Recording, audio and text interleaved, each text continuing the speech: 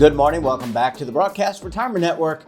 This is BRNAM for Monday, March 11th, 2024.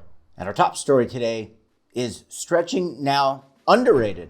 Joining me now to discuss this and a lot more, Dr. David Behm is a researcher at Memorial University of Newfoundland.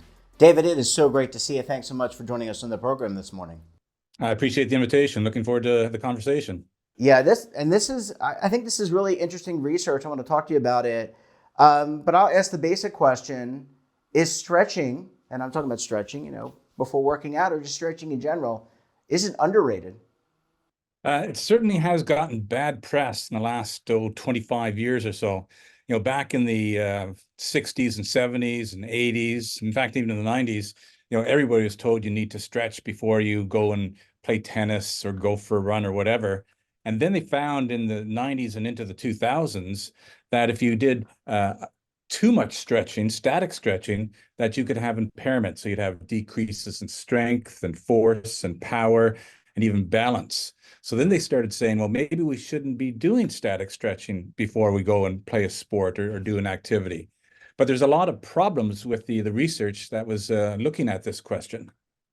And let's talk about that.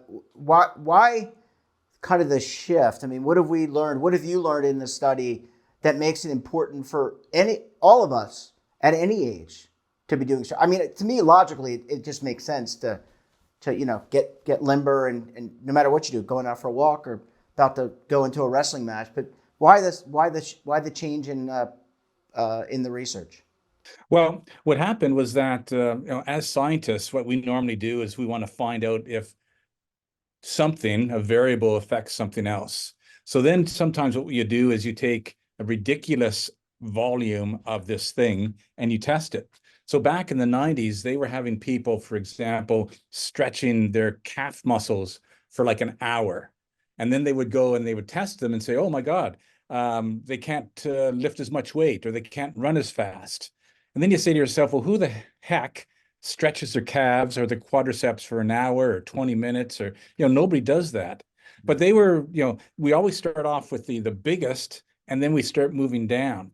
And so what we eventually found out as you started getting towards more practical types of stretching, like stretch for 30 seconds, take 15 seconds rest, stretch for 30 seconds again, was that if you did less than 60 seconds of static stretching per muscle group, so you stretched your quadriceps for 60 seconds and your hamstrings for 60 seconds, and then you did a full warm-up. So then you went for a jog beforehand, and then if you're playing basketball, you did some shots, then there was no impairments. But that early research, people didn't evaluate. They just thought, oh my God, static stretching is going to cause problems. My golf swing, instead of hitting 100 yards, it's going to go 95 yards. That's really going to be a problem for me because, I'm such a professional golfer. But so everybody started switching to dynamic stretching. Now, dynamic stretching is good as well, but you still need to want to do static stretching because, again, the research with the injuries is really confusing. So the early research said, static stretching is supposed to prevent injuries. Then these people came out, there's a guy named Pope in Australia, said, well, it doesn't affect all-cause injuries. And then you ask yourself, well, what's all-cause injuries? Well, if we were playing soccer and you ran and you put your foot in a gopher hole and you broke your ankle, well, that's an all-cause injury. Then when you fell down, you hit your head and you got a concussion. Well, that's an all-cause injury. But how would you expect stretching to stop you from having a concussion when you had your foot in a hole? Well, obviously, it has nothing to do with it. So then when you looked at it more closely, we did find out that static stretching decreases the incidence of injuries with your muscles and tendons when you do explosive or sprinting or change of direction type of activities. So that's logical. What do we normally injure? We pull our hamstrings, we pull our groin, and that doesn't happen as often when you do static stretching. Yeah. Doctor, I want to ask you, we got one more, about a minute or a minute and a half before we go to a commercial break.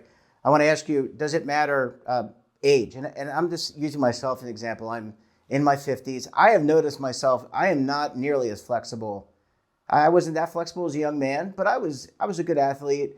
I'm much less flexible. How important is, did you examine, or do you have an opinion on, as you age, even if you're just going for a walk, or, you know, you're probably not going to be playing basketball at age 50, age 60 at the same intensity, but how important is to do this stretching that we're talking about, even if it's a dynamic stretch for a few seconds? Oh, it's very important because as you've noticed yourself, and I've noticed, anybody who's our age notices that you're getting stiffer. You know, there's a compound called collagen, which is in your tissues, and it's like the strength of copper. And you also have this thing called elastin. So just like the name says, it's elastic protein. So a good example is, you know, take your hand and squeeze it like this. If you're a youngster and you do that, then the skin goes back down like in milliseconds. Yeah. But, you know, I'm 67 years old. And if you watch that, 1,000, 2,000, like 4 seconds later, it's still up there. So I've got a lot more collagen than I have elastin. I've gotten tight. So relatively, though, when you stretch, an older person can get the same relative gains as a young person. So for a young person can improve their flexibility by, I don't know, let's say 50% because they've been stretching for a month. An older person can also increase their flexibility by 50%. Of course, the older person is starting with a stiffer body, so absolutely they're not as flexible, but relatively they can get those gains. And then not only does it improve injuries, but there's research showing that it improves the cardiovascular system. So your arteries become more compliant, they become more flexible and elastic. So there's a lot of other benefits of stretching other than just stretching your muscles. Yeah, really important. And Doctor, as I said, I need to take a very quick break, but I want to pick up the conversation on the flip end. We come back, we're going to talk about some tips for you when you're going to stretch and how it will help you. You're going to want to stay tuned right here on BRN AM.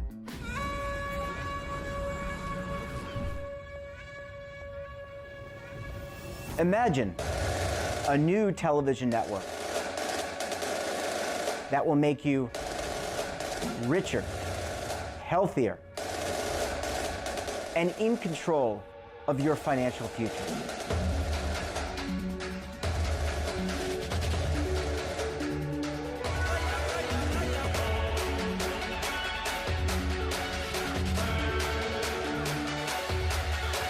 This network is for the policewoman in Nashville, Tennessee, the baker in Dubuque, Iowa, the teacher in Lexington, Kentucky.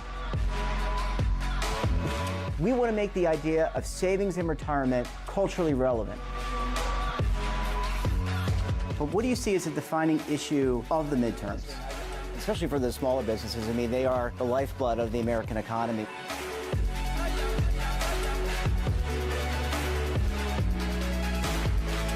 Featuring exclusive interviews, current affairs, and docuseries. 33 years old, you retired early. The philosophy is money only matters if it helps you live a life that you love. But you got to start thinking about retirement as soon as you get in. The Broadcast Retirement Network will drive very high engagement with premium partnerships. So this isn't retirement and savings for your parents or grandparents. This is for all Americans. And we're going to change the way you think about money.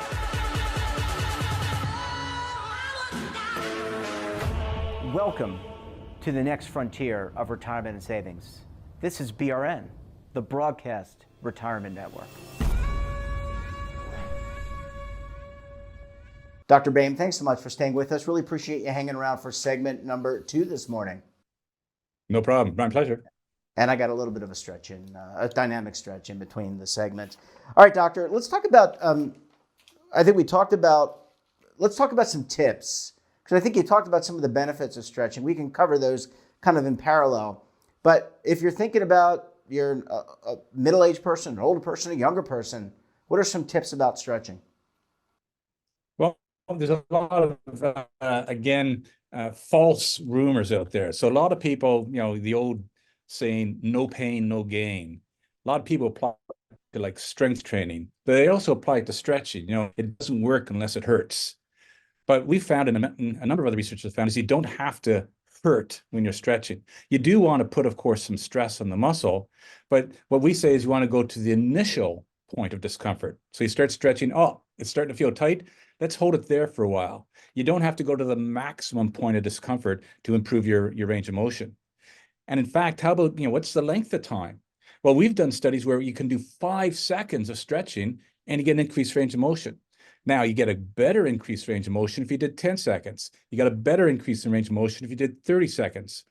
So I wouldn't recommend doing 5 seconds, but still, if all you got is like a 5-second period, you can get a little stretch in, that would help to improve your range of motion. So short duration is fine. You want to keep, if it's part of your warm-up, keep it less than 60 seconds per muscle group. So you could do like 2 stretches of 30 seconds for the right quadricep or thigh, and 2 times 30 for the left, and the same thing for your right hamstring, your left hamstring, your calf muscles. So you might end up with like 5 minutes of stretching, but not more than 60 seconds if it's part of your warm-up. Now, if you're just doing it as a training routine on its own, you can go for longer than that because you're not going to go out and play tennis or golf right afterwards. But that's the general rule. Now, you don't have to just stretch. Stretch is not the only way to improve your range of motion. So you can go out and buy yourselves one of those foam rollers. And again, our research is showing that foam rolling will also improve your range of motion. So you can do foam rolling or the roller massages where you use your hand on that device and push. And in fact, we just published an article just this past year showing that if you do resistance training through a full range of motion, so you're doing a bench press or you're doing squats or leg curls or things like that, that you get an increase in range of motion similar to static stretching. So for decades, I used to stretch before I worked out in the weight room. You don't need to do it. You need to do a bit of a warm-up, but you don't need to actually stretch before you work out because the workout will give you an increased range of motion. Yeah. Doctor, I want to ask you about, for our mature viewers out there, do you need to shift away from some of the, there's all these different brands of fitness. A lot of them are very intense. Should you, as you age, maybe you still want to get the cardiovascular benefit. You still want to be supple and pliable, as they say, right? You want to have the collagen and the elasticity. But should you shift to maybe less intensity? Maybe even something like a yoga type of session, maybe where you're doing some of the stretching, because my understanding is yoga has a lot of stretching, but now you can do yoga and you can incorporate some weightlifting in there as well to kind of diversify the exercise. Well, I'm going to agree and disagree with you. So yeah, yoga is great for you. But one of the problems as you age is you're told to slow down. You just said to me, should we decrease the intensity? Absolutely not. What we need to do, for instance, you're walking along, I'm in Newfoundland, we got lots of ice and snow, and you trip on the ice. Well, you need to be powerful in order to regain your balance and stick your leg out in order to catch yourself. There's a concept called training specificity. If you train slow, you move slow. So you can do all the resistance training you want. If you do it slowly, you'll get strong, but you'll only be able to express that strength at a slow speed. So you still need to explode into the weights. Now, again, because you're 50 or 60 or 70 years old, you're not as strong as you were when you were 20, but relative to your own strength, you need to be able to exert force at a higher speed, because then you train the system.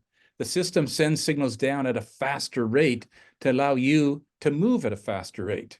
So no, for example, in my case, I don't even play doubles tennis. I play singles only because I want to explode. I don't want to stand at the service line and watch my partner hit the ball back and forth.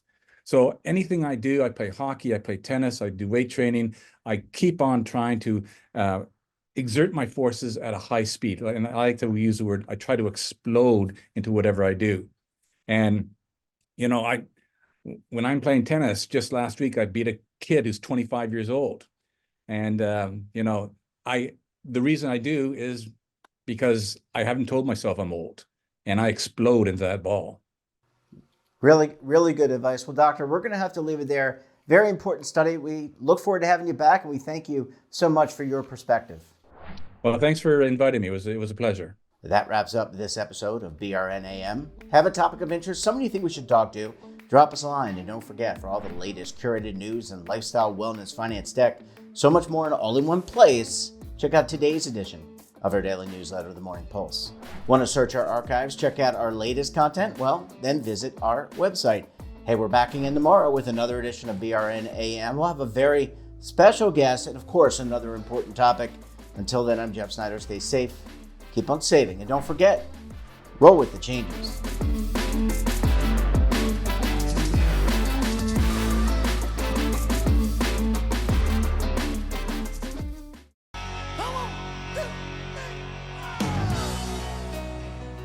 Now is your opportunity to co-create content around any topic on the First Lifestyle and Wellness Network. Reach a global audience through our platform and co-own exclusive branded content.